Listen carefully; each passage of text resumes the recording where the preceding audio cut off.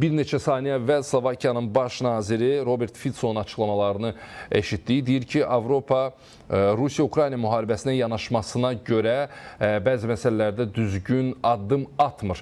Fikir verirsiniz, bəzən sanki Avropa daxilində də Rusiya-Ukrayna müharibəsi ilə bağlı bir fikir ayrılıqları var və yanaşma fərqlilikləri var. Bu da prosesin daha çətinə salınmasına gətirib çıxardan amillərdəndir. Xüsusən də Zelenski üçün. Təbii Ukrayna üçün çətin durumdur, Zelenski üçün də. Amma biz baxaq, müharibənin başladığı ilk günlərdən sonra Avropa nə qədər vahid mövqedə etsə, getdikcə ayrı-ayrı dövlətlər, xüsusilə bu ritorika ilkin olaraq Macaristan rəhbərindən, Orbandan başlamışdı. Slovakiya rəhbəri bu mövqeni ifadə edir.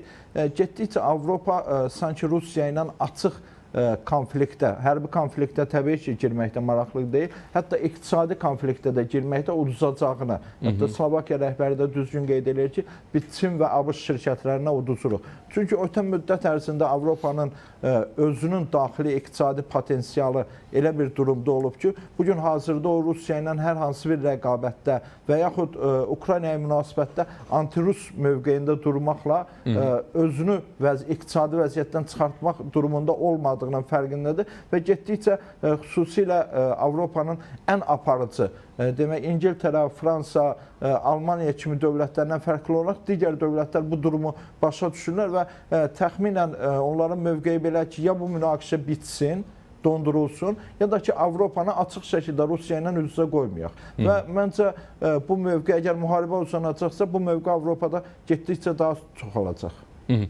Nəsim bəy, burada bir məsələ var, ona istəyərdim aydınlıq gətirək və bu barədə biraz danışaq. Kaya Kallas'ın açıqlamaları var idi. Trump-Putin görüşü ilə bağlı, hansı ki, Budapeştdə gözlənilən bir görüş var. O, bu görüşü xoşa gəlməz adlandırıb və vurğulayıb ki, Beynəlxalq Cinayətlər Məhkəməsinin barəsində həbsinə order verdiyi bir şəxsin Macaristana gələcəyini görmək o qədər də xoş deyil. Belə bir açıqlamadır. Üstəgəl, ardınca vurğulayıb ki, Kallas deyib ki, Putinin Budapeştdə Ukrayna prezidenti Volodimir Zelenski ilə də görüşəcəyinə ümid edirəm. Belə bir yanaşmaları var. Əgər Trumpla görüş qərarlaşacaqsa, sözsüz ki, Putin Macaristana gələcək və təbii ki, onun həbs olunacağını heç kim düşünmür. Yəni, Rusiya prezidenti bu görüş baş tutursa, bunun təminatçılarından biri təbii ki, ABŞ-dır, Macaristandır. Avropa bunu çıxartdığı qərarından geri durmaq kimi dəyərləndirir.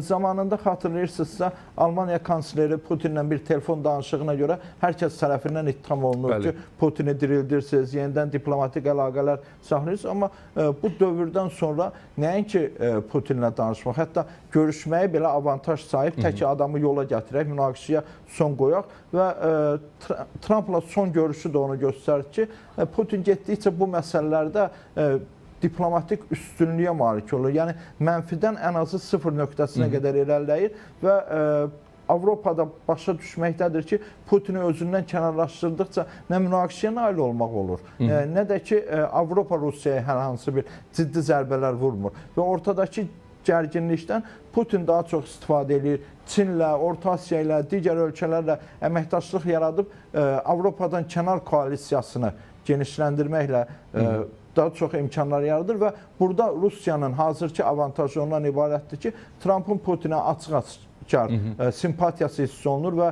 Trump maksimal şəkildə istəyir ki, bu prosesi Putinlə münasibətləri korlamadan həll etsin. Hətta Ukrayna torpaqlarının Rusiyaya verilməsi bahasına olsa belə. Gəlin, baxaq, haradasa bir uzun müddət yox, bir il yarım bundan əvvəl nəinki hər kəsin indiki təmas xəttində qalması, Krımın belə Rusiya ərazisində qalması heç bir şəkildə müzakirə olunmayacağı deyilirdisə, bugün Trump açıq-açığına bildirir ki, nəhayət bu müharibəyə son qoyulmalıdır. Hətta bir ritorik ifadə də işlədir ki, qoy hər kəs özünü qalib hesab etsin. Rusiyada, Ukraynada, amma bu müharibəyə son qoyulmalıdır.